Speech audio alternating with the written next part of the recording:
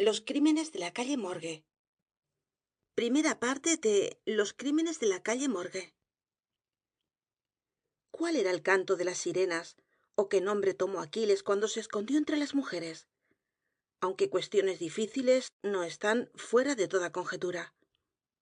Sir Thomas Browne. Las facultades mentales definidas como las analíticas son en sí mismas muy poco susceptibles de análisis. Las apreciamos únicamente en sus efectos. Sabemos de ellas, entre otras cosas, que son siempre para su poseedor, cuando las posee de una manera poco ordinaria, una fuente de vivísimos placeres. Así como el hombre fuerte se regocija en ejercicios que llamen sus músculos a la acción, el analista goza con esa actividad moral que desembrolla. Encuentra gusto hasta en las más triviales ocupaciones que pongan en juego su talento. Ama los enigmas, acertijos, jeroglíficos, exhibiendo en las soluciones de cada uno un grado de penetración que parece sobrenatural al vulgo.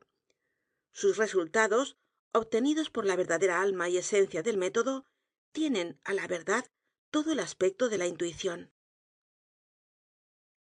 La facultad de resolución es probablemente muy vigorizada por los estudios matemáticos, y en particular por la importante rama de ellos que, injustamente y sólo por sus retrógradas operaciones, ha sido llamada como por excelencia análisis. Pues calcular no es analizar. Un jugador de ajedrez, por ejemplo, hace muy bien lo uno sin lo otro. Se sigue de eso que el juego de ajedrez, en sus efectos sobre el espíritu, está erróneamente apreciado. No estoy escribiendo un tratado, sino un simple prefacio sobre una narración singular. Y estas son observaciones hechas a la ligera. Tendré, sin embargo, ocasión de mostrar que el alto poder del intelecto reflexivo es más decididamente y mejor ocupado por el humilde juego de damas que por toda la primorosa frivolidad del ajedrez. En este último, en que las piezas tienen diferentes y caprichosos movimientos, con varios y variables valores, lo que es únicamente complejo es tomado, error muy general, por profundo. La atención es puesta poderosamente en juego.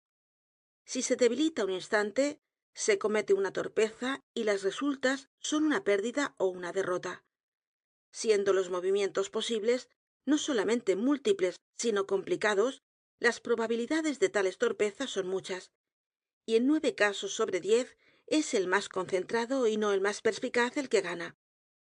En las damas, al contrario, donde los movimientos son únicos y tienen poca variación, donde las probabilidades de la inadvertencia se hallan disminuidas y la simple atención dejada comparativamente sin empleo, todas las ventajas que obtiene cada parte son obtenidas por la más grande penetración.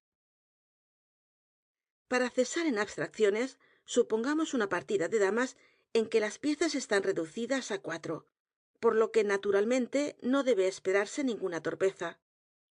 Es obvio que aquí la victoria puede ser decidida, siendo los jugadores de la misma fuerza, solamente por un movimiento hábil, resultado de algún gran esfuerzo de la inteligencia.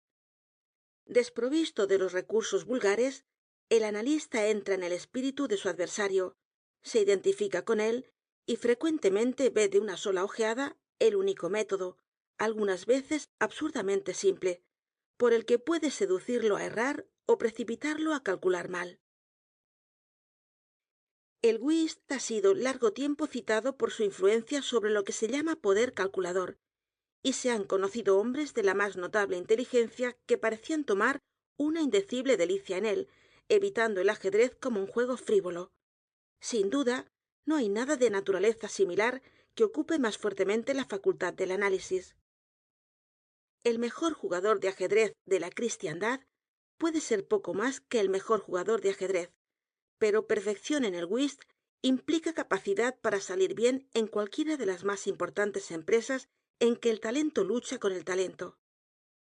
Cuando digo perfección, entiendo esa perfección en el juego que incluye conocimiento de todas las fuentes de que pueden derivar ventajas legítimas. Estas son no sólo diversas, sino multiformes, y existen frecuentemente entre profundidades de pensamiento inaccesibles a la comprensión común. Observar bien es recordar distintamente, y bajo ese punto de vista el jugador de ajedrez que sea atento obtendrá éxitos en el whist, pues que las reglas de Hoyle, basadas en el simple mecanismo del juego, son fácil y generalmente comprendidas. Así, tener una memoria retentiva y proceder por el libro son puntos comúnmente mirados como la suma total del buen juego. Pero es en las cuestiones fuera de los límites de la simple regla donde se manifiesta el talento del analista. Hace en silencio una multitud de observaciones y deducciones. Lo mismo quizá hacen sus adversarios, y la diferencia en la extensión del informe obtenido reposa no tanto sobre la validez de la deducción como sobre la cualidad de la observación. El conocimiento necesario es el de lo que se observa. Nuestro jugador no se ciñe absolutamente a un punto, y no porque el juego es el objeto debe rechazar deducciones de las cosas externas al juego. Examina el aspecto de su compañero comparándolo cuidadosamente con el de cada uno de sus adversarios. Considera el modo de juntar las cartas que tiene cada mano, contando a menudo triunfo por triunfo y honor por honor al través de las ojeadas que los poseedores lanzan sobre cada carta. Nota cada variación del rostro así que el juego progresa, recogiendo un fondo de pensamientos de las diferencias en la expresión de la certidumbre, de la sorpresa, del triunfo o de la pena. Por la manera de recoger una baza, juzga si la persona que lo efectúa puede hacer otra en la continuación de la partida. Reconoce lo que se juega fingidamente, en el aire con que es arrojado el naipe sobre la mesa.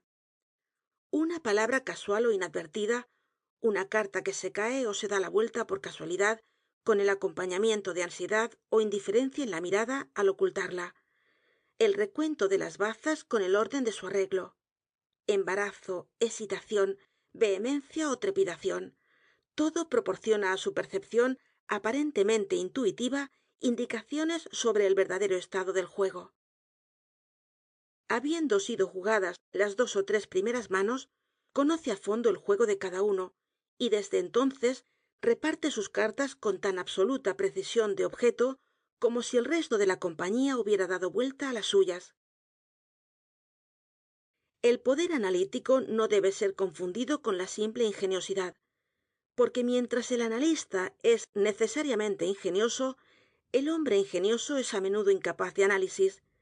El poder de combinación o constructividad por el cual se manifiesta generalmente la ingeniosidad y al que los frenólogos están equivocados según creo han asignado un órgano aparte suponiéndolo una facultad primitiva ha sido visto tan a menudo en gentes cuyo intelecto estaba cercano al idiotismo que ha motivado discusiones entre los que escriben sobre moral.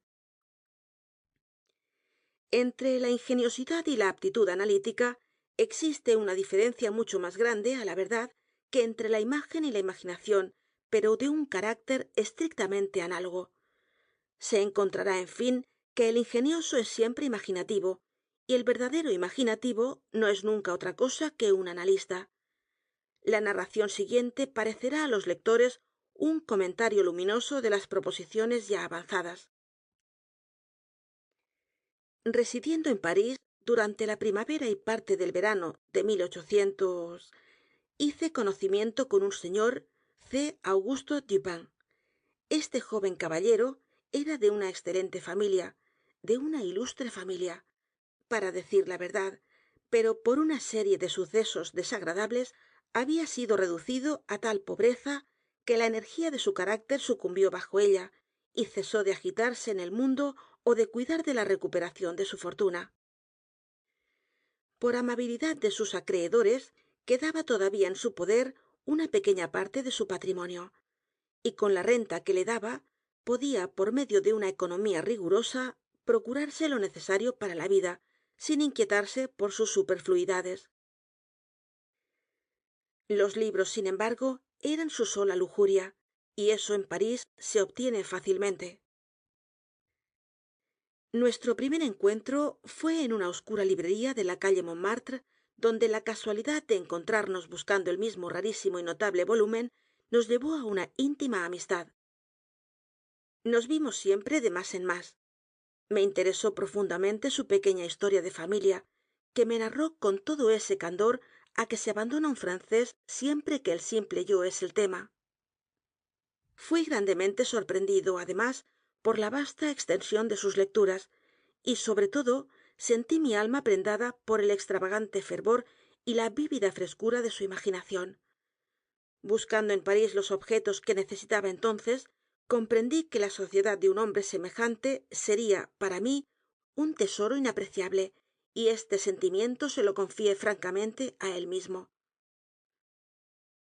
Fue, por último, decidido que viviríamos juntos durante mi permanencia en la ciudad, y como mis humanas circunstancias eran muy poco menos embarazosas que las de él mismo, me fue permitido arrendar y amueblar, en un estilo conforme a la fantástica melancolía de nuestro carácter, una grotesca y extravagante casa, desierta hacía mucho tiempo, gracias a las supersticiones que no quisimos averiguar. Estaba situada en una solitaria porción del Boulevard Saint-Germain. Si la rutina de nuestra vida en aquel lugar hubiera sido conocida del mundo, se nos habría considerado como locos, aunque quizá como locos de inocente naturaleza. Nuestro aislamiento era completo. No admitíamos visitas. La localidad de nuestro retiro había sido ocultada como un secreto por mis antiguos compañeros, y hacía muchos años que Dupin había cesado de conocer o ser conocido de París. Existíamos entre nosotros solamente. Había un capricho en la imaginación de mi amigo, pues, ¿de qué otra manera podré llamarlo? Era apasionado de la noche por ella misma, y en esta extravagancia, como en todas las otras, caí pacíficamente, resignándome a sus desordenados caprichos con un perfecto abandono. La negra divinidad no podía habitar siempre con nosotros, pero la falsificábamos. Al primer albor de la mañana cerrábamos los macizos postigos de nuestra vieja casucha, encendíamos un par de bujías que, fuertemente perfumadas, arrojaban una luz débil y lúgubre. Con ayuda de esto sumergíamos nuestras almas en los sueños leyendo, escribiendo o conversando, hasta que éramos avisados por el reloj del advenimiento de la verdadera oscuridad. Entonces salíamos á la calle del brazo, continuando los tópicos del día, vagando por todas partes hasta una hora avanzada, buscando entre las luces y sombras de la populosa ciudad esa multitud de excitantes mentales que la tranquila observación no puede procurar. En aquella época no podía menos de notar y admirar, aun cuando su rica idealidad me hubiera preparado á esperarlo, una habilidad analítica peculiar en Dupin. Parecía experimentar, además, una vivísima delicia en esos ejercicios, aunque no en su ostentación, y no vacilaba en confesar el placer que así podía procurarse. Se jactaba conmigo con una sonrisita de satisfacción de que muchos hombres tenían para él ventanas en sus pechos, y acostumbraba dar a tales acciones pruebas inmediatas y sorprendentes de su íntimo conocimiento de mí mismo. Su aspecto en esos momentos era frío y abstraído. Sus ojos carecían de expresión, mientras su voz, habitualmente de tenor, subía hasta un tiple que hubiera parecido petulancia á no haber sido por la gravedad y la entera claridad de la enunciación. Observándole en esa disposición de ánimo, quedaba yo mismo meditando sobre la vieja filosofía de la doble alma, y me divertía en imaginar un doble Dupin, el creador y el analítico. No se debe suponer de lo que acabo de decir que estoy detallando un misterio o valorizando alguna novela. Lo que he descrito acerca del francés era simplemente el resultado de una inteligencia excitada o acaso enferma. Pero un ejemplo hará comprender mejor el carácter de sus observaciones en esa época. Andábamos vagando una noche por una sucia calle en los alrededores del Palacio Real. Estando ambos aparentemente ocupados con algún pensamiento, ninguno había hablado una palabra durante un cuarto de hora, cuando menos. De repente, Dupin interrumpió el silencio. Es un jovencito, dijo. Esa es la verdad y estaría mejor en el Théâtre des Variétés. No puede haber duda en eso, repliqué inconscientemente y sin observar al principio, tan absorto estaba en mis reflexiones, la extraordinaria manera con que mi interlocutor había concordado con mi meditación. Un instante después entré en mí mismo y mi sorpresa fué profunda. Dupin, dije gravemente, no puedo comprender esto. No vacilo en decir que estoy aturdido y que puedo apenas creer en mis sentidos. ¿Cómo es posible que vd pudiera conocer que estaba pensando en...?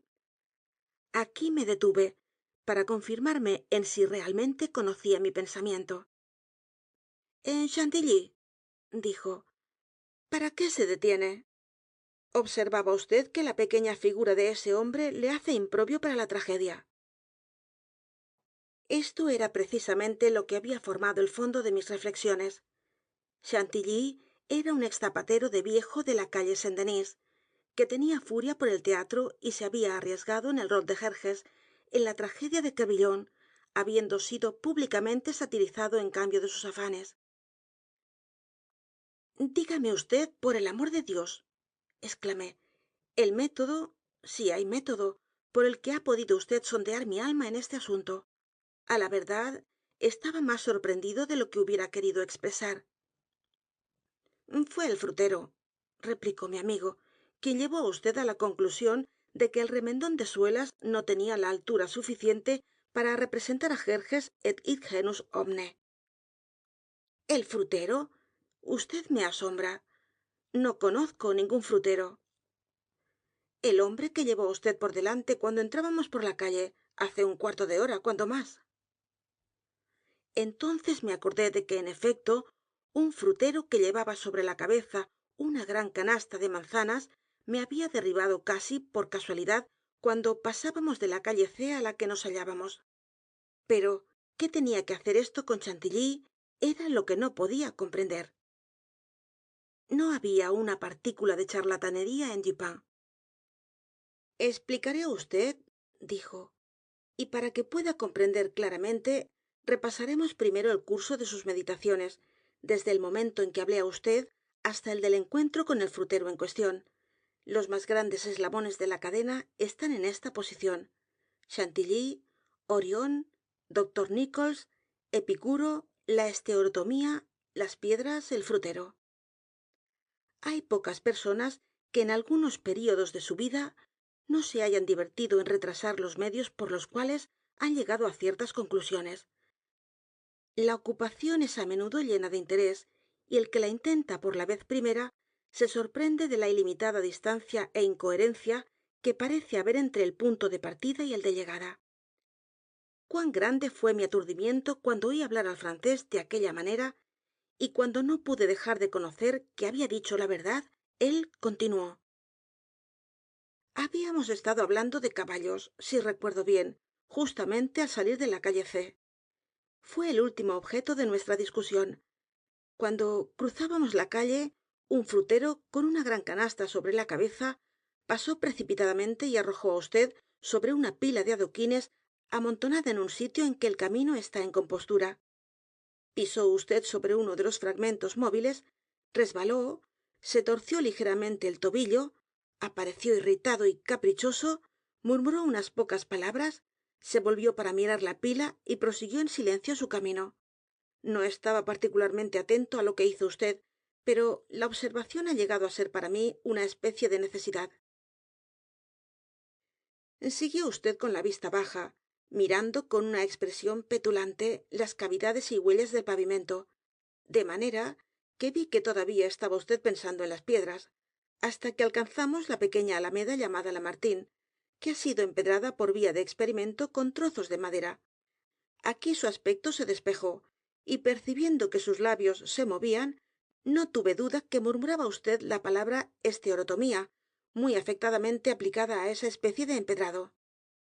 Conocí que no podía vd decirse á sí mismo esteorotomía sin ser llevado á pensar en los átomos y, por consecuencia, en las teorías de Epicuro.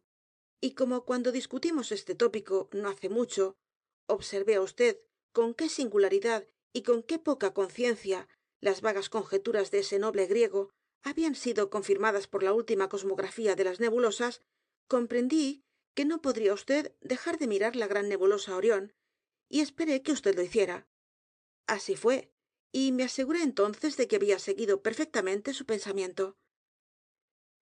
Ahora bien, en esa amarga burla que apareció en el museo de ayer sobre Chantilly el satírico, haciendo algunas tontas alusiones al cambio de nombre del zapatero, al calzar el coturno citó una frase latina sobre la que hemos conversado a menudo.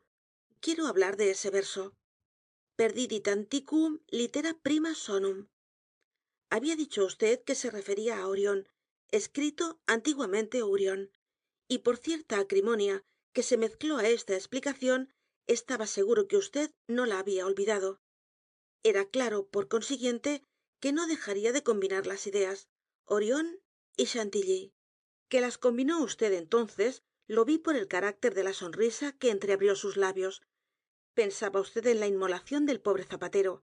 Había vd caminado hasta entonces con la cabeza, y vi que de repente se enderezaba vd cuanto podía. Estaba seguro que reflexionaba vd en la pequeña talla de Chantilly. En este punto interrumpí su meditación diciendo que a la verdad era un ser muy pequeño y que estaría mejor en el Théâtre de Variétés. Poco tiempo después de esto estábamos examinando una edición nocturna de la Gazette des Tribunaux, cuando las siguientes líneas atrajeron nuestra atención: extraños asesinatos. Esta mañana, hacia las 3, los habitantes del cuartel San Roque fueron despertados por una sucesión de terribles gritos que provenían aparentemente del cuarto piso de la calle Morgue, conocida como ocupada únicamente por una señora, L'Espanaye, y su hija Camila L'Espanaye. Después de alguna espera ocasionada por una infructuosa tentativa de procurar entrada, la puerta fue forzada con una palanca y 8 o 10 de los vecinos entraron acompañados de los gendarmes. A este tiempo los gritos habían cesado, pero cuando la gente llegaba al primer piso, 2 o más roncas voces, disputando coléricamente, fueron oídas y parecían proceder de la más alta parte de la casa. Cuando el segundo pasillo fue alcanzado, estos sonidos habían cesado también, y todo permanecía perfectamente tranquilo. Los que buscaban se precipitaron de cuarto en cuarto. Al entrar a una ancha pieza en el cuarto piso, cuya puerta, encontrada cerrada y con la llave por dentro, fue abierta a la fuerza, se presentó ante los ojos de todos un horroroso y sorprendente espectáculo. La habitación estaba en el más extraño desorden, el mobiliario roto y dispersado en todas direcciones. Había solamente un lecho, y su colchón y ropas habían sido removidas y arrojadas al suelo. Sobre una silla había una navaja de barba manchada con sangre. En el suelo estaban 2 o 3 mechones de cabellos humanos, grises, también salpicados de sangre y pareciendo haber sido arrancados de raíz. Sobre el pavimento fueron encontrados 4 napoleones, un aro de topacio, 3 grandes cucharas de plata, 3 pequeñas de metal de argel y 2 bolsas conteniendo cerca de 4000 francos en oro. Los cajones de un escritorio que estaba en un rincón se hallaron abiertos y habían sido aparentemente saqueados, aunque muchos objetos se encontraban todavía en ellos. Un pequeño cofre de acero fue hallado bajo las ropas del lecho, no bajo la cama. Estaba abierto, con la llave aún en la cerradura. No contenía más que algunas viejas cartas y otros papeles insignificantes. De la señora L'Espanaye ninguna huella fue vista aquí, pero habiendo sido observada una gran cantidad de hollín en el atrio, se buscó en la chimenea y ¡horrible! El cuerpo de la hija con la cabeza para abajo fue sacado de adentro. Había sido llevado hasta una considerable distancia por la estrecha abertura. El cadáver estaba caliente. Después de examinarlo, fueron notadas muchas escoriaciones, ocasionadas indudablemente por la violencia con que había sido introducido y sacado de la chimenea. Sobre el rostro tenía hondos arañazos, y en la garganta negras magulladuras y profundas huellas de dedos, como si la muerte hubiera sido ocasionada por estrangulamiento. Después de una perfecta investigación de cada parte de la casa, sin descubrir más nada, Los vecinos llegaron a un pequeño patio empedrado en el interior de ella, donde yacía el cadáver de la vieja señora, con la garganta tan enteramente cortada que al intentar levantarlo cayó la cabeza al suelo. El cuerpo, lo mismo que la cabeza, estaba espantosamente mutilado. Esta última, de tal manera que apenas se podía reconocer en ella algo de humano. Para descubrir este horrible misterio no hay, creemos, el más pequeño dato. La edición del siguiente día agregaba: la tragedia de la calle Morgue. Un gran número de individuos han declarado en este extraordinario y horrible asunto. La palabra asunto no tiene aún en Francia esa ligereza de significación que tiene entre nosotros. Pero, sin embargo, nada ha podido arrojar luz sobre él. Damos a continuación todos los testimonios recogidos. Paulina Dubourg, lavandera, depone que conoce a las dos víctimas hace 3 años, habiendo lavado para ellas durante este tiempo. La vieja señora y su hija parecían en buenas relaciones y amarse mucho entre sí. Eran excelentes pagadoras. No puede hablar respecto a sus modos y medios de vida. Cree que la señora L. decía la buena ventura para vivir.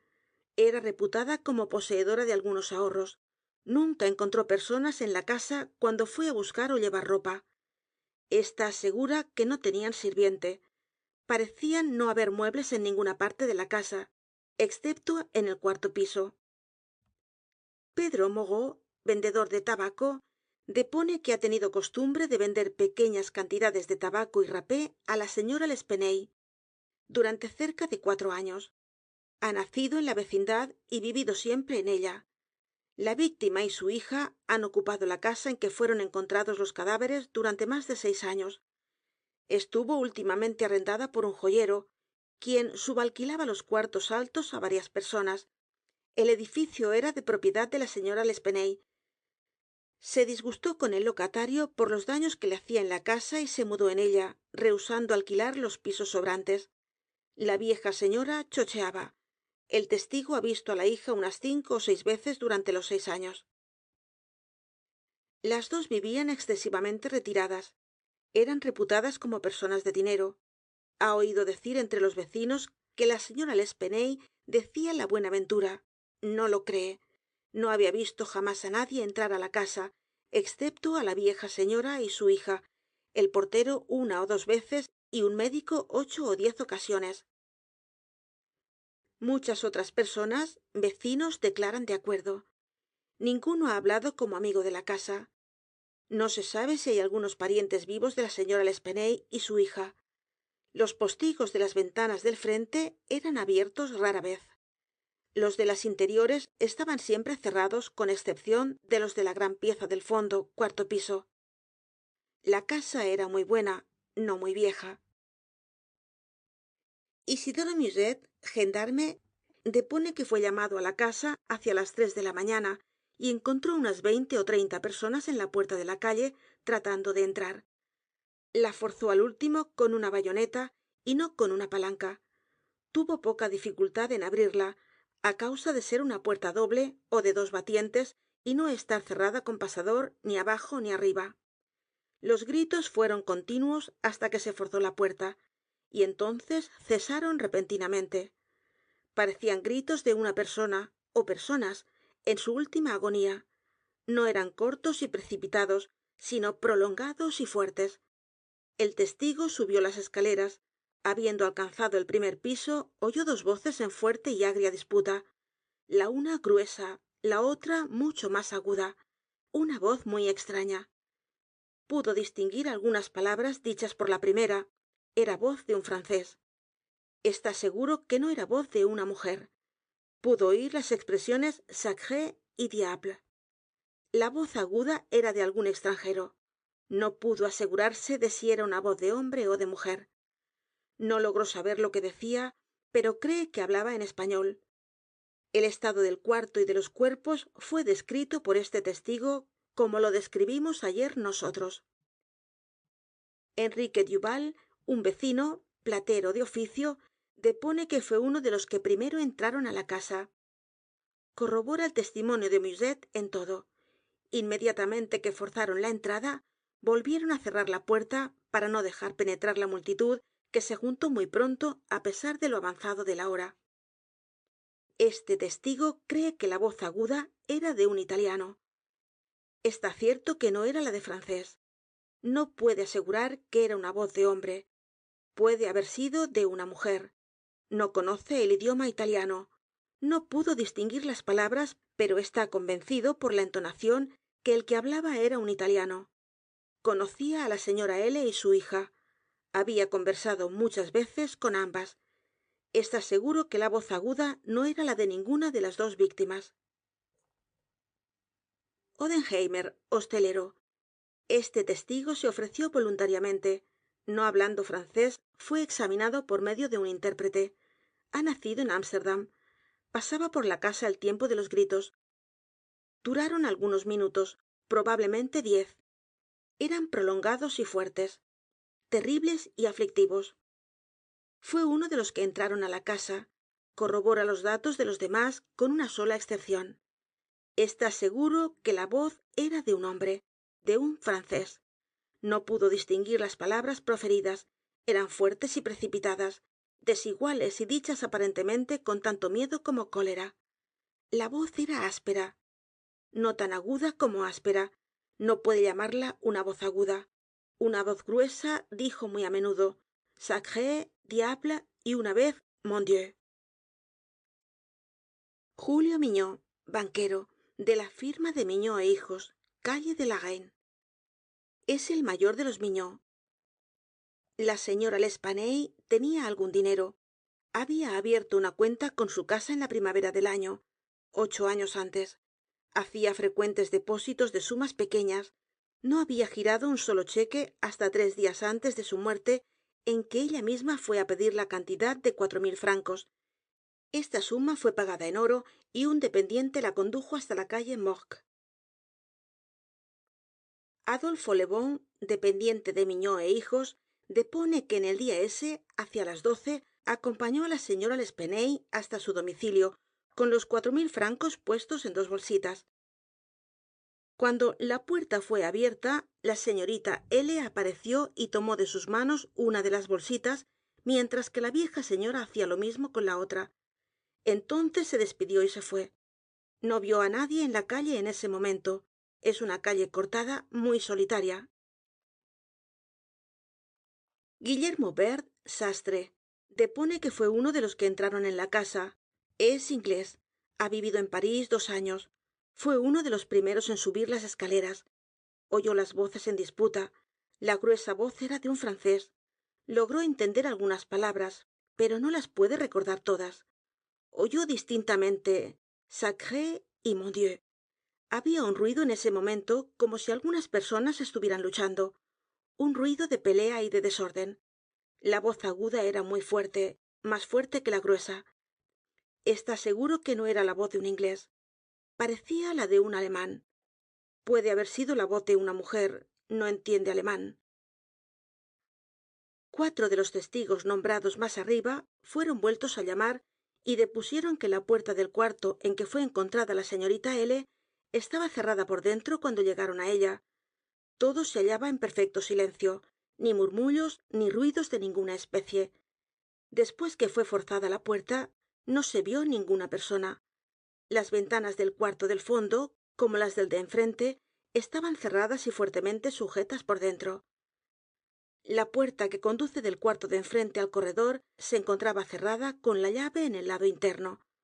Un cuartito situado en el frente de la casa, en el último piso al comenzar el corredor, fue hallado abierto con la puerta entornada. Esta pieza estaba llena de camas viejas, maletas y cosas por el estilo.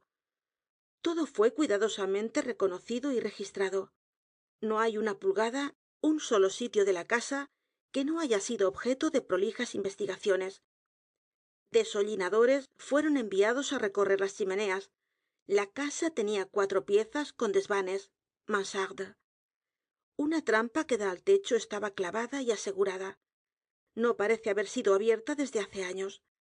El tiempo corrido entre el momento en que se escucharon las voces que disputaban y la violenta abertura de la puerta del cuarto ha sido diferentemente apreciado por los testigos. Algunos lo hacen tan pequeño como 3 minutos, otros tan largo como 5. La puerta fue abierta con dificultad. Alfonso García, rentista. Depone que reside en la calle Morgue. Es español. Fue uno de los que entraron a la casa. No subió las escaleras. Es nervioso y tenía aprensión por las consecuencias si se agitaba. Oyó las voces en disputa. La voz gruesa era la de un francés. No pudo oír lo que dijeron. La voz aguda era de un inglés. Está seguro de ello. No entiende el inglés, pero juzga por la entonación. Alberto Montani, confitero, depone que estaba entre los primeros que subieron las escaleras. Oyó las voces en cuestión. La voz gruesa era de un francés. Distinguió algunas palabras. El que hablaba parecía reconvenir. No pudo entender lo que decía la voz aguda. Hablaba muy ligero y desigualmente. Cree que era voz de ruso. Corrobora lo dicho por los demás. Es italiano. No ha conversado jamás con un ruso. Varios testigos vueltos a llamar declararon que las chimeneas de todos los cuartos del último piso son muy estrechas para permitir pasar un cuerpo humano. Por deshollinadores quisieron decir los cepillos cilíndricos que emplean los limpiadores de chimeneas. Estos cepillos fueron pasados de arriba abajo en todos los caños de la casa. No hay en los fondos ningún pasaje por el que se pueda haber descendido mientras los vecinos subían las escaleras. El cuerpo de la señorita L'Espanaye estaba tan firmemente metido dentro de la chimenea que no pudo ser sacado hasta que 4 ó 5 hombres unieron sus esfuerzos con ese objeto. Pablo Dumas, médico, depone que fue llamado para examinar los cuerpos hacia la madrugada. Los dos estaban sobre una cama en el cuarto que fue encontrada la señorita L'Espanaye. El cadáver de la joven presentaba muchas contusiones y escoriaciones. El hecho de haber sido introducido en la chimenea explicaba suficientemente esos fenómenos. La garganta estaba muy desollada. Había varios arañazos profundos justamente bajo la barba, como asimismo una serie de manchas lívidas que eran, a todas luces, la impresión de los dedos. La faz estaba horriblemente descolorida y los ojos saltados. La lengua había sido tronchada por la mitad. Una ancha contusión fue descubierta sobre la boca del estómago, producida aparentemente por la presión de una rodilla. En la opinión de M. Dumas, la señorita L'Espanaye ha sido ahogada por una o varias personas desconocidas. El cuerpo de la madre se hallaba horriblemente mutilado. Todos los huesos de la pierna derecha estaban más o menos destrozados. La tibia izquierda, muy hendida, así como las costillas del mismo lado. Todo el cuerpo horriblemente contuso y descolorido. No es posible decir cuándo han sido inferidas las lesiones. Una pesada maza de madera o una ancha barra de hierro, una silla, cualquier arma ancha, pesada y obtusa, puede haber producido tales resultados manejada por un hombre de gran fuerza. Ninguna mujer puede haber causado esas heridas con ninguna arma. La cabeza de la muerta, cuando fue vista por el testigo, estaba enteramente separada del cuerpo y se hallaba también muy destrozada. La garganta ha sido cortada evidentemente con algún instrumento muy afilado, a todas luces con una navaja de barba. Alexandre Etienne, cirujano, fue llamado con el señor Dumas para examinar los cuerpos. Corrobora el testimonio y las opiniones de su colega. Nada más de importancia fue descubierto, aunque muchas otras personas fueron interrogadas. Un asesinato tan misterioso y tan extraño en sus circunstancias no ha sido nunca cometido en París, si es verdad que ha habido asesinato en este caso. La policía enteramente a oscuras. Es un incidente sin ejemplo. No hay ni la sombra de una huella. La edición de la noche establecía que continuaba en el barrio San Roque la más grande excitación, que el teatro del crimen había sido examinado otra vez y que los testigos habían sido interrogados de nuevo, pero todo esto sin éxito. Un post-scriptum, sin embargo, anunciaba que Adolfo Le Bon había sido encarcelado, aunque nada aparecía en él como sospechoso fuera de los hechos ya detallados. Dupin parecía singularmente interesado en el progreso de este asunto. Al menos juzgaba yo eso de su aspecto, porque no hacía comentarios. Fué solamente después del anuncio de la prisión de Le Bon que me pidió mi parecer respecto a los asesinatos. Yo estaba acorde con todo París en considerarlos como un insoluble misterio. No veía medio por el que fuera posible seguir la pista a los asesinos. No debemos juzgar de los medios, dijo Dupin, por esta apariencia de indagación. La policía parisiense, tan alabada por su penetración, es astuta, pero nada más. No hay método en sus procedimientos, excepto el método del momento. Hace una vasta ostentación de medidas, y frecuentemente son tan bien adaptadas al objeto propuesto que traen a la memoria a Mr. Jourdain pidiendo su robe de chambre para oír mejor la música. Los resultados alcanzados por ellas son frecuentemente sorprendentes, pero la mayor parte son efecto de la simple diligencia y de la actividad. Cuando estas cualidades son infructuosas, sus planes se frustran. Vidocq, por ejemplo, era un buen conjeturador y un hombre perseverante, pero faltándole instrucción, se engañaba continuamente con la demasiada intensidad de sus investigaciones. Perjudicaba su visión contemplando el objeto de muy cerca. Podía ver quizá uno o dos puntos con sin igual claridad, pero procediendo así necesariamente no podía considerar el asunto como un todo. De manera que hay algo que puede llamarse ser demasiado profundo. La verdad no está siempre en un pozo. Los más importantes datos se hallan invariablemente en la superficie. La profundidad reside en los valles donde la buscamos, y no es sobre la cúspide de la montaña donde se la encuentra. Los modos y fuentes de esta clase de error están muy bien retratados en la contemplación de los cuerpos celestes. Arrojar una ojeada sobre una estrella, contemplarla de lado, tornando hacia ella las porciones exteriores de la retina, más susceptibles que las interiores á las débiles impresiones de la luz, es ver la estrella distintamente, es tener la mejor apreciación de su brillo, un brillo que disminuye justamente en proporción que la miramos más de lleno. Un gran número de rayos caen sobre el ojo en el último caso, pero en el primero hay la más refinada aptitud para la percepción. Por una exagerada profundidad hacemos perplejo y débil nuestro pensamiento, y es posible hasta hacer desaparecer á Venus misma del cielo por un examen demasiado sostenido, demasiado concentrado ó demasiado directo. Así, en cuanto á estos asesinatos, hagamos algunas consideraciones para nosotros mismos antes de formar una opinión respecto á ellos. Una indagación nos va á entretener. Encontré este verbo muy extraño aplicado de esta manera, pero no dije nada. Y además, Le Bon me hizo una vez cierto servicio por el que le estoy agradecido. Iremos á ver el teatro del suceso con nuestros propios ojos. Conozco á G, el prefecto de policía, y no tendremos dificultad en obtener el permiso necesario.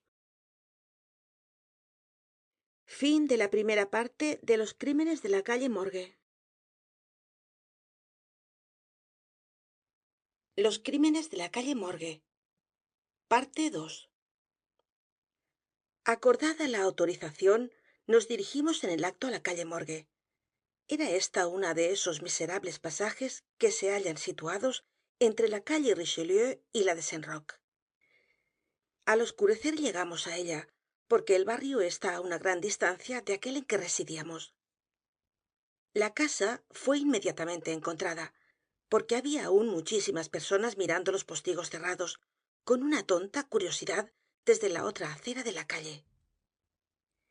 Era una casa como ordinariamente son las de París, con una entrada, en uno de cuyos lados había una garita con cristales y vidrio movible en la ventana, indicando una loge de concierge. Antes de entrar, remontamos la calle, dimos vuelta por una alameda y entonces, volviendo otra vez, pasamos por los fondos de la casa. Dupin, mientras, examinaba toda la vecindad, lo mismo que la casa, con una minuciosidad para la que no podía ya encontrar objeto. Volviendo sobre nuestros pasos, llegamos de nuevo hasta el frente del edificio. Llamamos y, habiendo mostrado nuestras credenciales, fuimos admitidos por los agentes de servicio. Subimos las escaleras y penetramos al cuarto donde había sido encontrado el cuerpo de la señorita l'Espanaye, y donde permanecían aún los dos cadáveres. El desorden del cuarto continuaba como se acostumbra en tales casos. No vi nada que no hubiera sido constatado por la Gazette des Tribunaux. Dupin examinó todo, hasta los cuerpos de las víctimas. Después fuimos á los otros cuartos y al patio. Un gendarme nos acompañaba por todas partes. Aquel examen nos ocupó hasta la noche en que nos fuimos. En el camino hasta casa, mi compañero se detuvo por un momento en la oficina de un diario. He dicho que los caprichos de mi amigo eran múltiples y que je le ménageais. Para esta frase no hay ninguna equivalente en inglés. Fue su humour abandonar toda conversación respecto al asesinato hasta cerca de las 12 del día siguiente. Entonces me preguntó repentinamente si no había observado algo de singular en el teatro del asesinato. Había no sé qué en su manera de dar énfasis á la palabra singular que me hizo estremecer sin que comprendiera el motivo. No, nada de singular, dije. Nada más que lo que ambos hemos visto constatado en el diario. La Gazette, replicó él, no ha penetrado, temo, el horror poco habitual del hecho. Pero desechemos las vanas opiniones de ese impreso. Me parece que este misterio es considerado insoluble por la misma razón que le haría ser mirado como fácilmente soluble. Quiero decir, por el carácter exagerado de sus rasgos distintivos. La policía está confundida por la aparente ausencia de motivo, no por el asesinato en sí mismo, sino por su atrocidad. Está aturdida además por la aparente imposibilidad de conciliar las voces que disputaban con los hechos de que no se encontró en los altos más que el cadáver de la señorita l'Espanaye y que no había medios de salir sin que los vecinos que subían las escaleras lo notaran. El extraño desorden del cuarto, el cuerpo embutido con la cabeza para abajo en la chimenea, la horrorosa mutilación del cuerpo de la vieja señora, estas consideraciones con las ya mencionadas y otras que no necesito detallar, han bastado para paralizar el poder, para derrotar completamente la alabada penetración de los agentes del gobierno. Han caído en el grande, aunque común error de confundir lo no habitual con lo abstruso. Pero es en estas desviaciones del plano de lo ordinario que la razón tantea su camino, aunque siempre en la investigación de la verdad. En indagaciones como la que estamos haciendo es menester no preguntarse tanto qué ha ocurrido como qué ha ocurrido que no haya ocurrido antes. En una palabra, la facilidad con que llegaré ó he llegado á la solución de este misterio está en razón directa de su aparente insolubilidad á los ojos de la policía. Contemplé fijamente á mi interlocutor con mudo asombro. Estoy esperando ahora, continuó él mirando hacia la puerta de nuestro cuarto. Estoy esperando una persona que, aunque quizá no es el autor de esa carnicería, debe estar en algún modo complicado en su perpetración. Es probable que sea inocente de la parte más horrorosa de esos crímenes. Deseo no equivocarme en esta suposición porque sobre ella he edificado mis esperanzas de descifrar por completo el enigma. Espero al hombre aquí, en esta pieza, de un momento á otro. Es cierto que puede no venir, pero la probabilidad es que vendrá. Si viniera, será necesario detenerlo. Aquí hay pistolas y ambos sabemos cómo se usan cuando llega la ocasión. Tomé las pistolas sabiendo apenas lo que hacía, creyendo á medias en mis oídos mientras Dupin proseguía casi en un soliloquio. He hablado de ese su aspecto abstraído en tales momentos.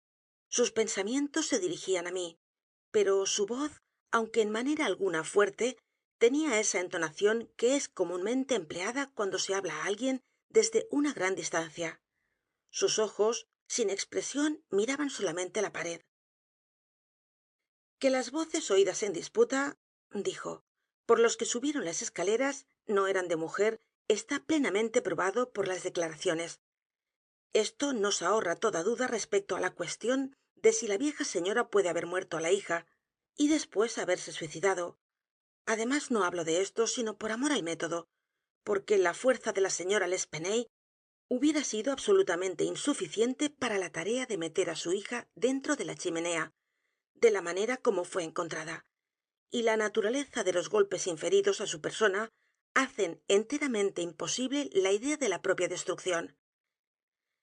El asesinato, por consiguiente, ha sido cometido por un tercer conjunto de personas, y las voces de este tercer conjunto fueron las oídas en disputa. Déjeme vd ahora llamar su atención, no sobre las declaraciones relativas á esas voces, sino sobre lo peculiar á ellas. ¿Ha notado vd algo peculiar en las declaraciones?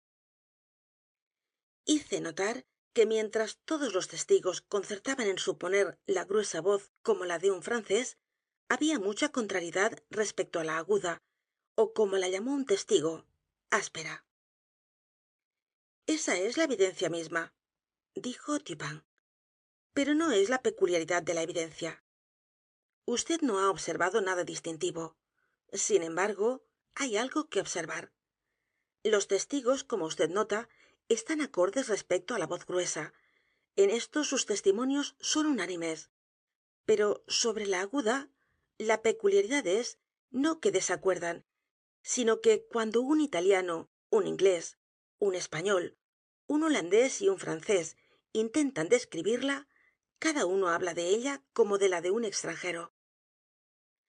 Cada uno está seguro que no era la voz de un compatriota. Cada uno la asemeja, no á la voz de un individuo de alguna nación cuya lengua le fuera familiar, sino al contrario. El francés supone que era la voz de un español. Habría entendido algunas palabras si hubiera conocido el castellano. El holandés mantiene que era la de un francés, pero encontramos constatado que, no entendiendo el francés, este testigo fué examinado por medio de un intérprete. El inglés piensa que era la voz de un alemán, y no entiende alemán. El español está seguro que era la de un inglés, pero juzga por la entonación únicamente, pues no conoce el inglés. El italiano cree que era la voz de un ruso, pero no ha conversado jamás con un ruso. Un segundo francés difiere además con el primero y es positivo para él que la voz era de un italiano, pero no conociendo esa lengua está como el español, convencido por la entonación. Cuán extraña y poco habitual debe haber sido realmente esta voz sobre la que puede haberse producido un testimonio como este, en cuyos tonos extranjeros naturalizados de las 5 grandes divisiones de Europa no han podido reconocer ninguno que les sea familiar, absolutamente familiar. Usted dirá que puede haber sido la voz de un asiático, de un africano. Ni los asiáticos ni los africanos abundan en París, pero sin rechazar la deducción, quiero llamar la atención de usted simplemente sobre 3 puntos. La voz es llamada por un testimonio áspera más bien que aguda. Es representada por otros como rápida y desigual. Ningunas palabras, ningunos sonidos parecidos á palabras son mencionados como comprensibles por los testigos. No sé, continuó Dupin, qué impresión puedo haber hecho de esta manera sobre el entendimiento de usted, pero no vacilo en decir que deducciones legítimas hasta de esa porción del testimonio, la porción que respecta á las voces gruesa y aguda, son en sí mismas suficientes á engendrar una sospecha que puede dar dirección á los progresos en la investigación del misterio. Digo deducciones legítimas, pero mi pensamiento no está expresado por completo con esa frase. Quería decir que las deducciones eran los únicos medios propios y que la sospecha procede inevitablemente de ellas como el único resultado. ¿Cuál es la sospecha, sin embargo? No puedo precisarlo todavía. Deseo solo demostrar á usted que en cuanto á mí era suficientemente eficaz para dar una forma definida á una cierta tendencia á mis investigaciones en el teatro del crimen. Transportémonos ahora imaginativamente á ese teatro. ¿Qué buscaremos primero en él? Los medios de salida empleados por los asesinos. No es demasiado decir que ninguno de nosotros cree en intervenciones sobrenaturales. La señora y señorita no han sido destruidas por espíritus. El asesino es material y ha escapado materialmente. Ahora, ¿cómo? Afortunadamente, no hay más que un modo de razonar sobre el punto, y este modo debe guiarnos a una conclusión definida. Examinemos, uno por uno, los medios posibles de salida. Es claro que los asesinos estaban en el cuarto donde fue encontrada la señorita L'Espanaye, o al menos en el cuarto contiguo, cuando los vecinos subieron las escaleras. Por consiguiente, es desde estas dos piezas que tenemos que buscar las salidas. La policía ha puesto a descubierto los pisos, los techos y la composición de las paredes en todas direcciones. Ninguna salida secreta ha podido escapar a su vigilancia. Pero, no confiando en sus ojos, he examinado las cosas con los míos propios. No había, en realidad, salidas secretas. Las dos puertas que conducen de los cuartos al corredor estaban perfectamente cerradas con las llaves en el lado interior. Veamos las chimeneas. Aunque de la anchura ordinaria hasta 8 ó 10 pies, por arriba del atrio, no pueden permitir, en su extremidad, la salida de un gato grande. Estando constatada la imposibilidad de escaparse por los medios ya examinados, nos quedan sólo las ventanas. Por las del cuarto del frente nadie puede haber huido sin ser visto por la multitud apiñada en la calle. Los asesinos deben haber pasado entonces por las del cuarto de atrás. Ahora, traídos a esta conclusión de una manera tan inequívoca, no tenemos derecho como razonadores para rechazarla en razón de su aparente imposibilidad. Nos queda que probar solamente que esas aparentes imposibilidades no lo son en realidad. Hay dos ventanas en el cuarto. Una de ellas no está obstruida con muebles y es perfectamente visible. La parte baja de la otra está tapada por la cabecera del enorme lecho que está pegado a ella. La primera fue encontrada fuertemente asegurada por dentro. Resistió a los más grandes esfuerzos de los que pretendieron levantarla. Un gran agujero había sido hecho en su marco con una barrena. Llegaba hasta el otro lado y dentro de él fue hallado un grueso clavo metido hasta la cabeza, casi. Al examinar la otra ventana, un clavo idéntico fue visto, aparentemente metido de la misma manera, y un vigoroso esfuerzo para levantar este marco falló también. La policía quedó convencida de que no se había efectuado ninguna escapada en esas direcciones, y por consiguiente fue considerado inútil retirar los clavos y abrir las ventanas. Mis propias indagaciones fueron un poco más especiales, y lo fueron por la razón que he dado hace un instante, porque de ahí debían sacar las pruebas de que las imposibilidades aparentes no eran tales en realidad. Proseguí razonando así a posteriori. Los asesinos han escapado por una de esas ventanas. Siendo esto así, no podían haber vuelto a asegurar los marcos por el interior, como fueron encontrados, consideración que por su evidencia había limitado las diligencias de la policía a ese solo barrio. Los marcos, sin embargo, fueron cerrados. Debían, pues, tener el poder de cerrarse por sí mismos. No se podía escapar a esta conclusión. Llegué hasta la ventana libre de muebles, quité el clavo con alguna dificultad e intenté levantar el marco. Resistió a todos mis esfuerzos como lo había esperado. Conocí entonces que debía existir un oculto resorte, y la corroboración de mi pensamiento me convenció de que mis premisas eran reales, por más misteriosas que todavía me aparecieran algunas circunstancias relativas a los clavos. Una cuidadosa investigación me hizo encontrar bien pronto el escondido resorte. Lo apreté y, satisfecho de mi descubrimiento, me abstuve de levantar el marco. Entonces volví a colocar el clavo en su sitio y lo contemplé atentamente. Una persona al salir por la ventana podía haberla cerrado de nuevo y el resorte hubiera calzado, pero el clavo no habría podido ser puesto en su lugar. La conclusión era clara y limitaba de nuevo el campo de mis pesquisas.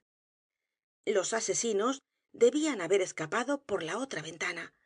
Suponiendo entonces que sobre cada marco había un resorte idéntico, como era probable, debía haber alguna diferencia entre los clavos, o al menos entre los modos de su colocación. Habiendo subido el armazón del lecho, registré minuciosamente el segundo marco por sobre la cabecera de la cama. Pasando mi mano por detrás de ella, encontré bien pronto y oprimí el resorte, que era, como había supuesto, igual á su vecino. Después lo miré. Era tan grueso como el otro y aparentemente metido de la misma manera, hundido casi hasta la cabeza. Usted diría que yo estaba confundido, pero si usted piensa eso, es porque no ha comprendido la naturaleza de las inducciones. Para usar una frase de juego, sporting phrase, no había cometido todavía una sola falta. No había perdido la pista un solo instante. No había hendiduras en ningún eslabón de la cadena. Había seguido el secreto hasta su último punto, y este punto era el clavo. Tenía, digo, toda la apariencia de su compañero de la otra ventana, pero este hecho era absolutamente nulo, por más concluyente que pareciera ser, enfrente de esta consideración, que allí, en ese punto, terminaba la huella conductora. Algún defecto, dije, debe haber en el clavo. Lo toqué y la cabeza, con casi un cuarto de pulgada de la espiga, se quedó entre mis dedos. El resto de la espiga estaba en el agujero hecho con la barrena, dentro del cual se había roto.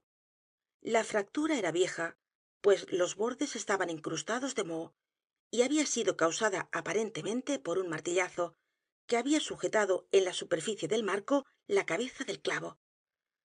Coloqué cuidadosamente la cabeza en el agujero de donde la había extraído, y la semblanza con un clavo entero fue completa. La rajadura era invisible. Apretando el resorte, levanté poco á poco el marco algunas pulgadas. La cabeza del clavo se levantó con él, permaneciendo firme en su lecho. Cerré la ventana y el clavo volvió á aparecer como si estuviera entero. El enigma hasta aquí estaba descifrado. El asesino había escapado por la ventana que daba sobre el lecho.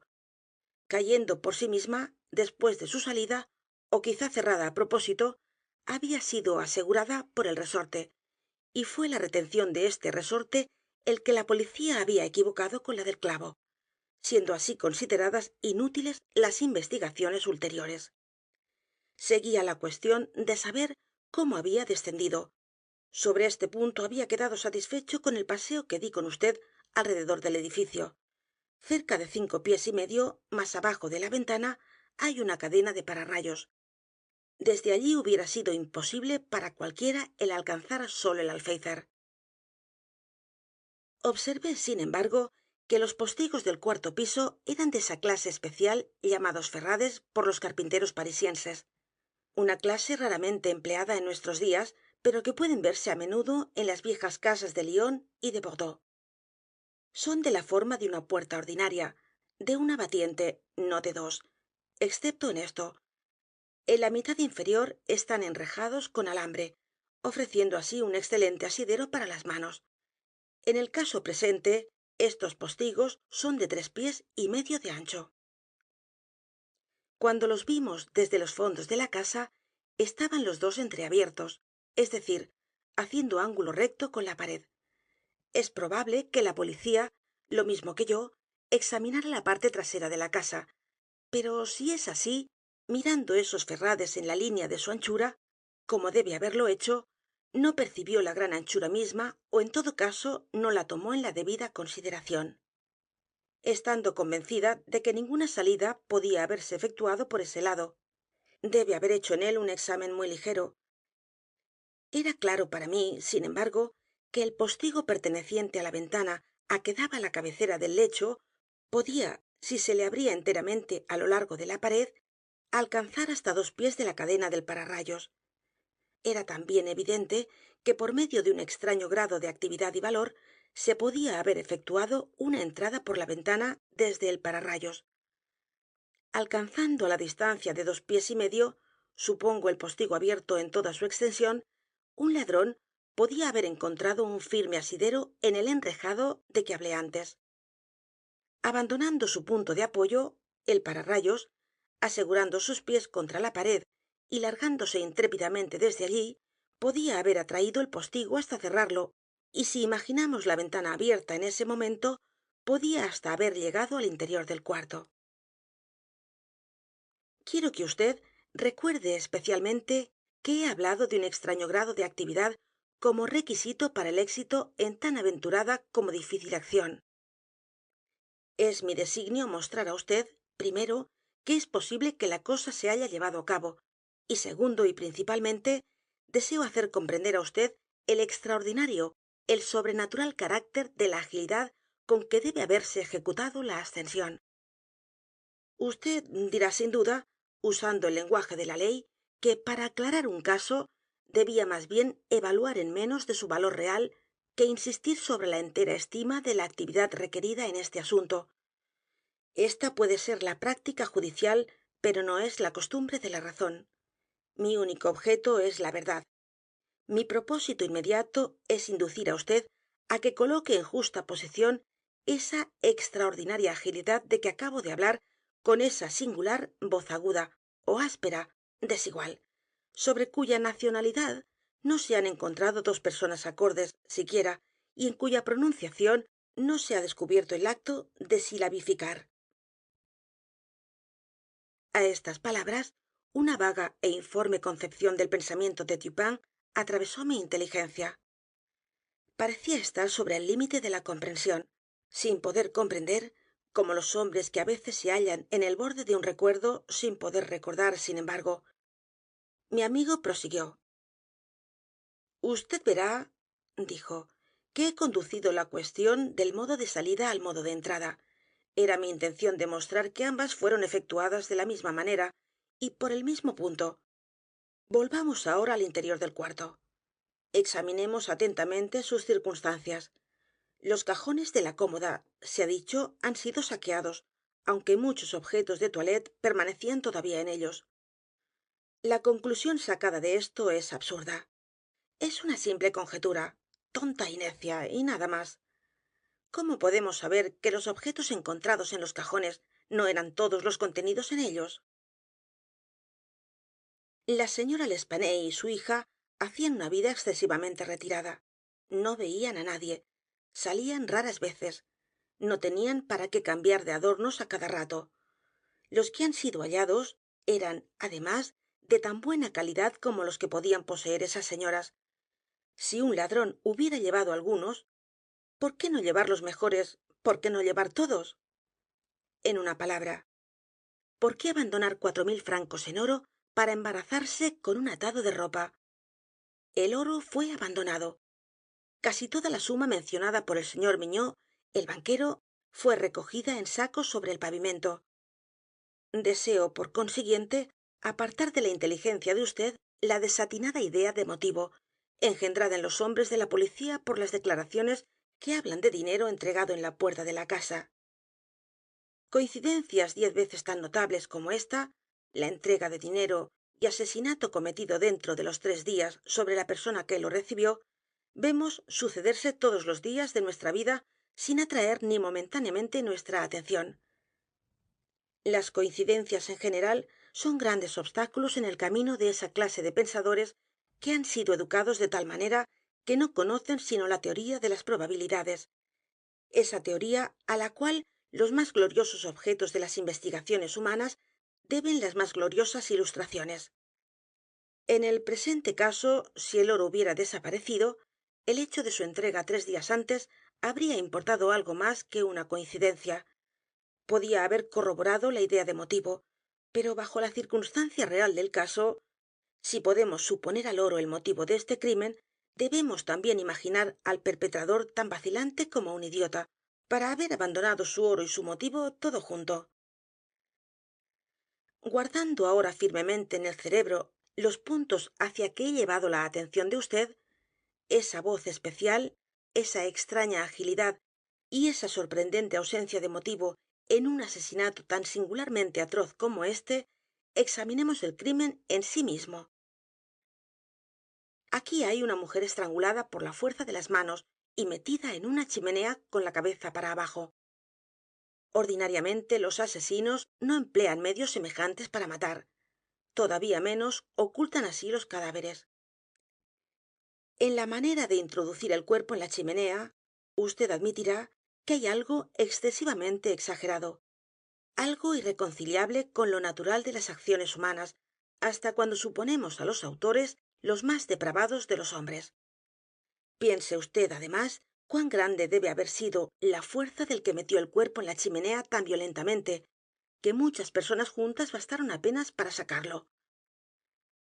Volvamos ahora hacia las otras pruebas de esa fuerza extraordinaria. En el suelo había espesos mechones, muy espesos mechones, de cabello humano. Habían sido arrancados de raíz. Usted sabe la gran fuerza que se necesita para arrancar así de la cabeza solamente 20 ó 30 pelos juntos. Usted vio esos mechones tan bien como yo. Sus raíces, horroroso espectáculo, estaban adheridas á fragmentos del cuero cabelludo, prueba segura del prodigioso poder empleado para desarraigar quizá 500.000 de una sola vez. La garganta de la vieja señora estaba no solamente cortada, sino que la cabeza se hallaba separada del cuerpo. El instrumento era una simple navaja. Deseo que considere vd también la brutal ferocidad de estos crímenes.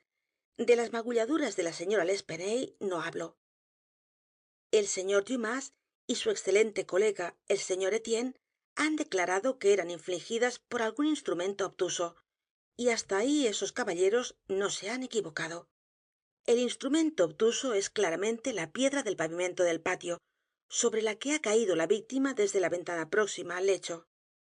Esta idea, por más simple que pueda parecer ahora, ha escapado á la policía por la misma razón que le escapó la anchura de los postigos, porque, á causa de la presencia de los clavos, su percepción estaba herméticamente cerrada á la posibilidad de que las ventanas hubieran sido abiertas jamás. Si ahora, en adición á todas estas cosas, ha reflexionado vd sobre el raro desorden del cuarto, hemos ido tan lejos como para combinar las ideas de una agilidad sorprendente, una fuerza suprahumana, una ferocidad brutal, una carnicería sin motivo, una grotesquerie en horror, absolutamente ajena á la humanidad, y una voz extraña en tono á los oídos de los hombres de muchas naciones, y privada de la silabificación distinta ó inteligible. ¿Qué resulta, pues, de todo esto? ¿Qué impresión he hecho sobre su imaginación de vd? Cuando Dupin me hizo esta pregunta, sentí como si una serpiente se deslizara sobre mi cuerpo. Un loco, dije, ha sido el asesino. Algún maníaco furioso ha escapado de una maison de santé de la vecindad. De algunos puntos de vista, replicó, la idea de vd es aceptable, pero las voces de los locos, hasta en sus horribles paroxismos, no se parecen á esa voz especial oída en los altos. Los locos son de alguna nación y su lenguaje, por incoherentes que sean sus palabras, tiene siempre la coherencia de la silabificación. Además, el cabello de un loco no es como el que tengo en mis manos. Saqué estos 4 ó 5 pelos de entre los rígidos dedos de la señora l'Espanaye. Dígame vd su opinión ahora. Dupin, dije completamente enervado, este pelo es de lo más extraño. Este no es pelo humano.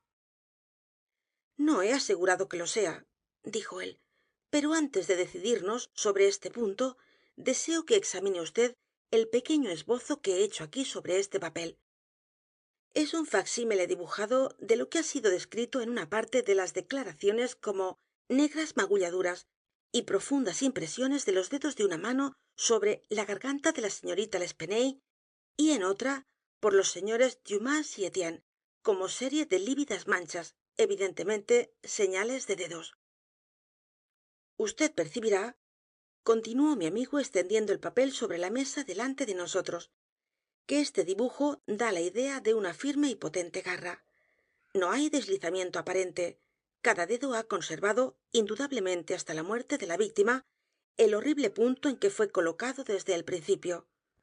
Trate vd ahora de poner todos sus dedos al mismo tiempo en las respectivas marcas que hay aquí. Hice el ensayo en vano. Evidentemente no es así como debemos sujetar á prueba este asunto, dijo Dupin. El papel está extendido sobre una superficie plana, pero la garganta humana es cilíndrica. Aquí hay un trozo de leña cuya circunferencia es, poco más ó menos la de la garganta. Enrolle vd el dibujo alrededor y hagamos el experimento de nuevo. Lo hice, pero la dificultad fué todavía más obvia. Esta, dije, no es la huella de una mano humana. Lea vd ahora, replicó Dupin, este pasaje de Cuvier. Era una descripción anatómica, minuciosa, del gran orangután leonado de las islas orientales. La gigantesca estatura, la prodigiosa fuerza y actividad, la ferocidad salvaje y las propensiones imitativas de ese mamífero son conocidas suficientemente de todo el mundo. Comprendí al fin el inmenso horror del asesinato. La descripción de los dedos, dije cuando hube concluido de leer, concuerda exactamente con este dibujo. No veo qué otro animal, sino un orangután, de la especie aquí mencionada, podía haber dejado huellas como las que vd ha trazado. Este mechón de pelo leonado es, además, idéntico en carácter al de la bestia descrita por Cuvier. Pero no puedo comprender de una manera clara todas las circunstancias de este horroroso misterio. Dos voces fueron oídas en disputa, y una de ellas era incuestionablemente la voz de un francés. Cierto, y vd recordará una expresión atribuida casi unánimemente por los declarantes á esa voz, la expresión mon Dieu. Con relación á las circunstancias averiguadas, ha sido perfectamente caracterizada por uno de los testigos, Montani el confitero, como una expresión de reconvención ó reproche.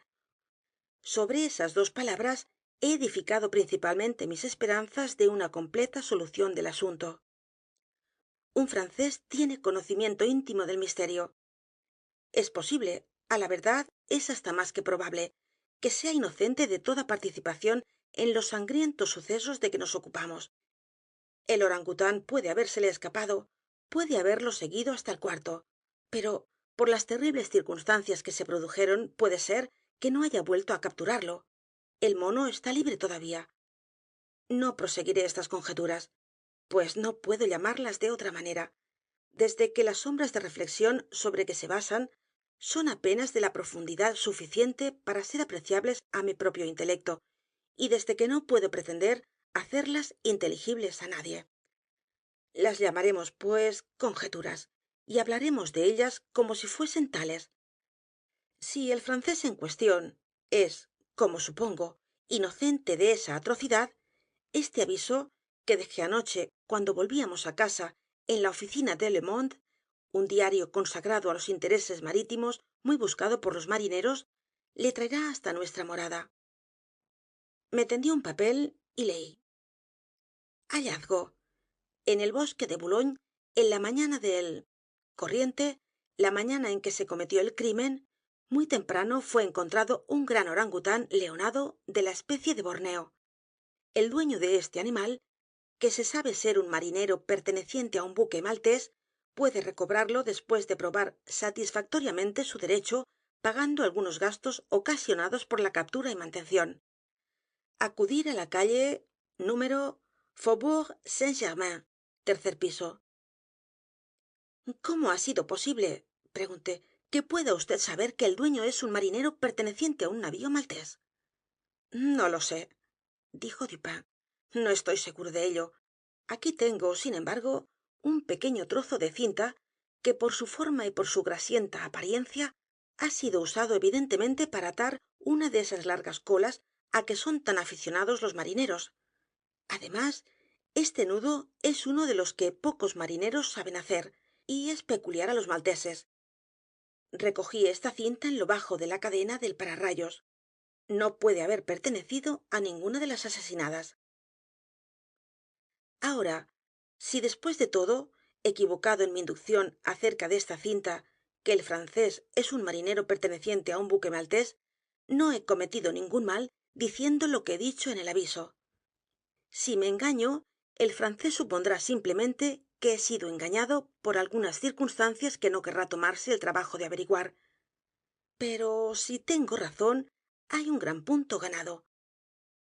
Sabedor, aunque inocente, del asesinato, el francés naturalmente vacilará sobre si responderá al aviso, sobre si reclamará al orangután.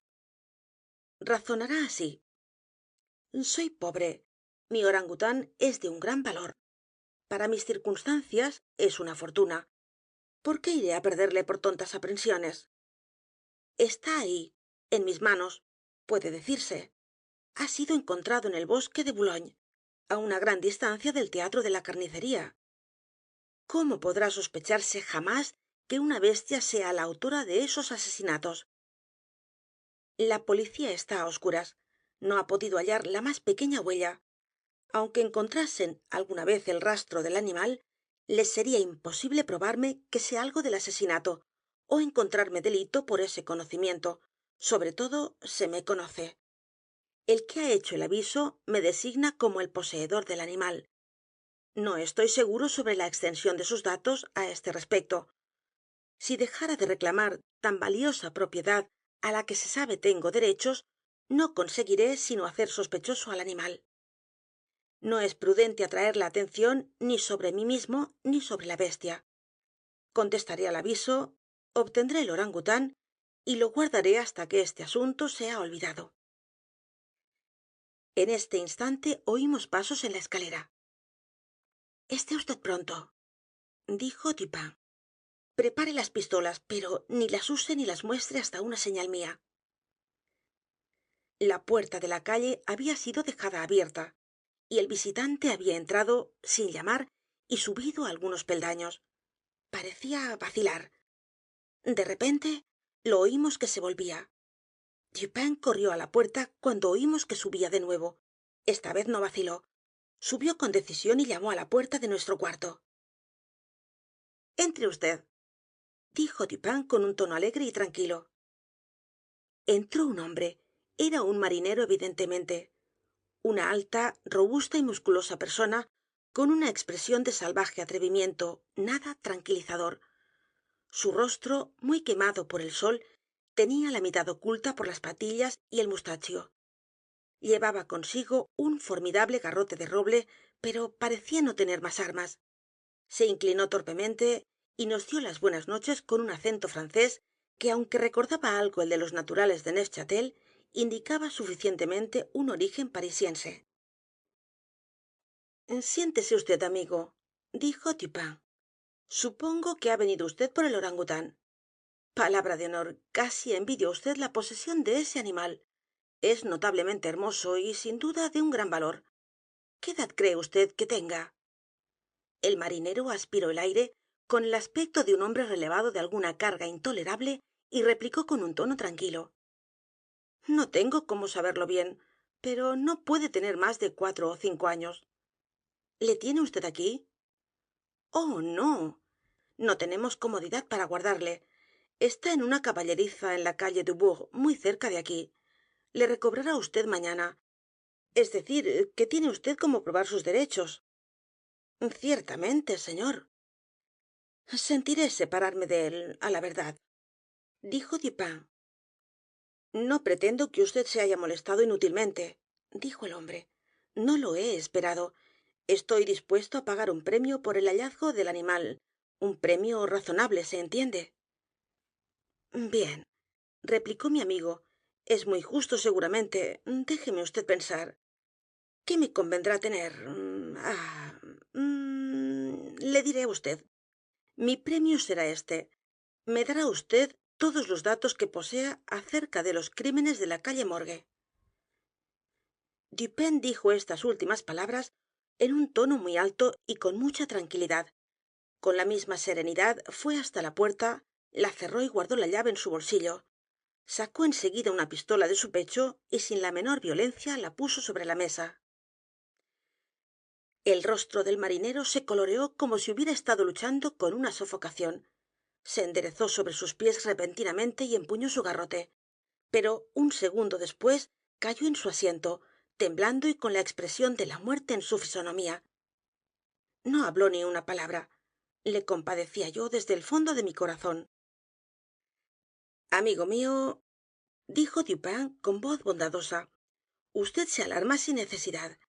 No tenemos ninguna intención dañada. Empeño á vd mi honor de caballero y de francés de que no pretendemos hacer á vd ningún mal.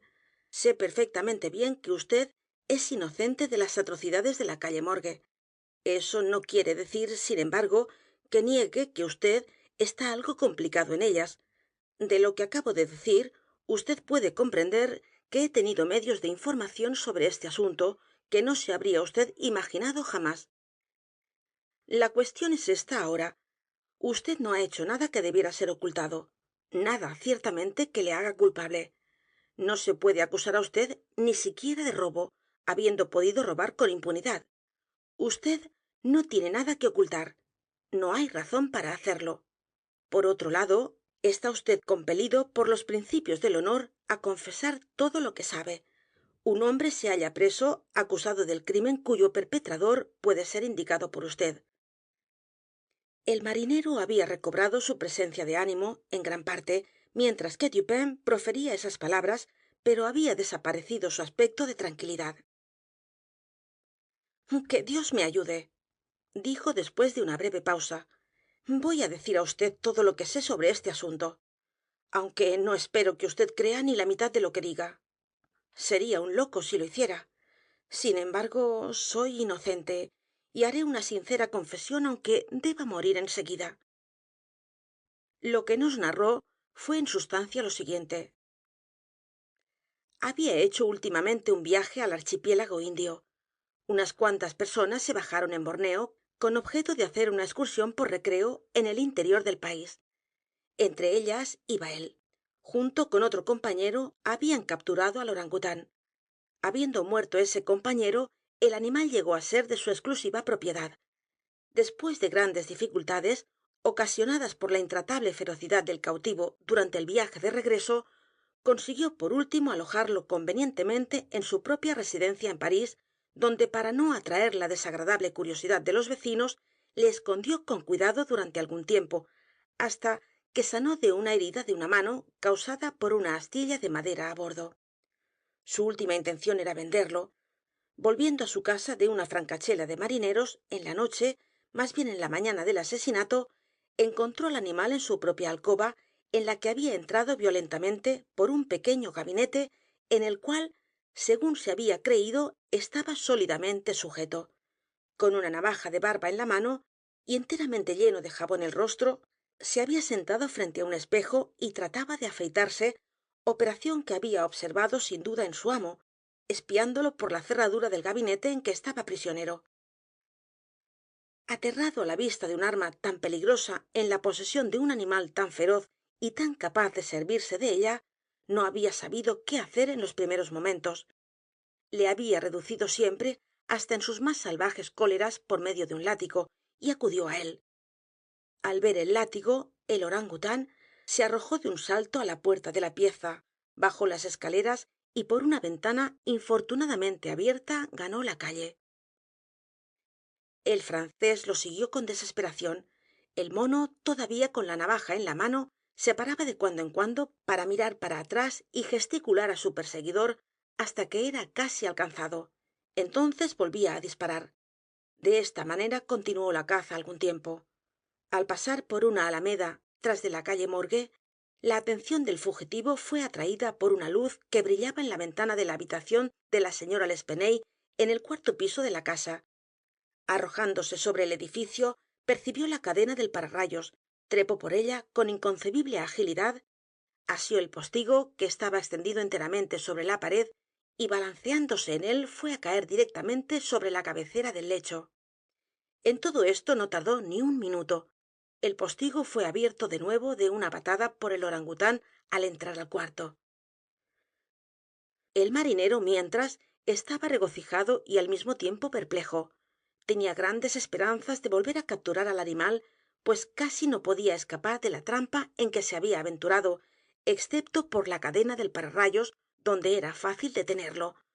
Por otro lado, había motivos de estar ansioso acerca de lo que podría hacer en la casa. Esta última reflexión hizo que se apresurara más aún en seguir al fugitivo. Una cadena de pararrayos es fácil camino, especialmente para un marinero, pero cuando llegó á la altura de la ventana, que quedaba lejos, á su izquierda, tuvo que detenerse. Lo más que pudo hacer fue enderezarse hasta poder mirar en el interior del cuarto. lo que vio entonces fué tan horroroso que faltó poco para que cayera. Fué entonces que se elevaron en medio del silencio de la noche los horribles gritos que sorprendieron en el sueño á los habitantes de la calle morgue. La señora l'Espanaye y su hija, vestidas con sus trajes de dormir, habían estado ocupadas aparentemente en arreglar algunos papeles en el cofrecillo de hierro ya citado y que había sido transportado al medio del cuarto. Estaba abierto y su contenido en el suelo. Las víctimas deben haber estado sentadas dando la espalda á la ventana, y por el tiempo corrido entre la entrada del animal y los gritos parece probable que no lo vieron inmediatamente. El ruido del postigo puede haber sido atribuido al viento. Cuando el marinero miró, el gigantesco cuadrúpedo había asido á la señora l'Espanaye por el cabello, que estaba suelto como si lo hubiera estado peinando, y agitaba la navaja cerca de su rostro imitando los movimientos de un barbero. La hija estaba inmóvil. Se había desmayado. Los gritos y esfuerzos de la vieja señora, durante los cuales le fue arrancado el pelo de la cabeza, tuvieron por efecto cambiar en cólera las disposiciones probablemente pacíficas del orangután. Con un rápido movimiento de su brazo formidable, le separó la cabeza del cuerpo casi completamente. La vista de la sangre inflamó su ira hasta el frenesí. Rechinando los dientes, echando fuego por los ojos, se lanzó sobre el cuerpo de la joven y hundiéndole sus terribles garras en la garganta, las mantuvo en ella hasta que expiró. Sus miradas extraviadas y salvajes cayeron en ese momento sobre la cabecera del lecho, donde vio el rostro de su amo rígido por el horror. La furia del animal, que sin duda conservaba todavía el recuerdo del temido látigo, fue instantáneamente cambiada en miedo. Sabiendo que merecía castigo, pareció deseoso de ocultar los sangrientos despojos, y saltaba en el cuarto en una agonía de agitación nerviosa, derribando y rompiendo los muebles y arrancando las ropas y colchones del lecho. Asió primero el cuerpo de la hija y le metió entre la chimenea como fue encontrado. Después el de la vieja señora, que arrojó en el acto de cabeza por la ventana. Cuando el mono se aproximaba á la ventana con su mutilada carga, el marinero retrocedió espantado hacia la cadena del pararrayos y deslizándose más bien que bajando por ella, se apresuró á llegar á su casa de una vez, temiendo las consecuencias de la carnicería y abandonando en su terror toda solicitud acerca del destino del orangután. Las palabras oídas por los vecinos al subir las escaleras fueron las exclamaciones de horror del francés, mezcladas á la diabólica jerigonza de la bestia. No tengo nada que añadir casi. El orangután debe haber escapado del cuarto por la cadena del pararrayos antes de que violentaran la puerta. Debe haber cerrado la ventana tras de sí. Fue posteriormente capturado por el propietario, quien obtuvo por él una fuerte suma en el Jardin des Plantes. Le Bon fue inmediatamente puesto en libertad después de nuestra narración, con algunos comentarios de Dupin, en el bureau del prefecto de policía. Este funcionario, aunque bien dispuesto hacia mi amigo, no podía ocultar del todo su mal humor al ver el aspecto que habían tomado los negocios y se permitió un sarcasmo ó dos acerca de la conveniencia de que cada persona atendiera únicamente sus propias obligaciones. Déjele vd hablar, dijo Dupin, que no había creído necesario replicar. Déjele vd discurrir, eso aliviará su conciencia. Estoy satisfecho con haberlo derrotado en su propio terreno. Sin embargo, que no haya podido dar solución á este misterio no quiere decir que él sea tan sorprendente como lo supone, pues á la verdad nuestro amigo el prefecto es demasiado ingenioso para ser profundo. Su saber no tiene base, es todo cabeza y no tiene cuerpo, como los cuadros de la diosa Laverna, o mejor, todo cabeza y paletas como un bacalao. Pero es un buen hombre á pesar de todo. Lo aprecio especialmente por un golpe maestro de mojigatería, merced al que ha alcanzado su reputación de ingeniosidad. Quiero hablar de su costumbre de negar lo que es y explicar lo que no es. Fin de los crímenes de la calle Morgue.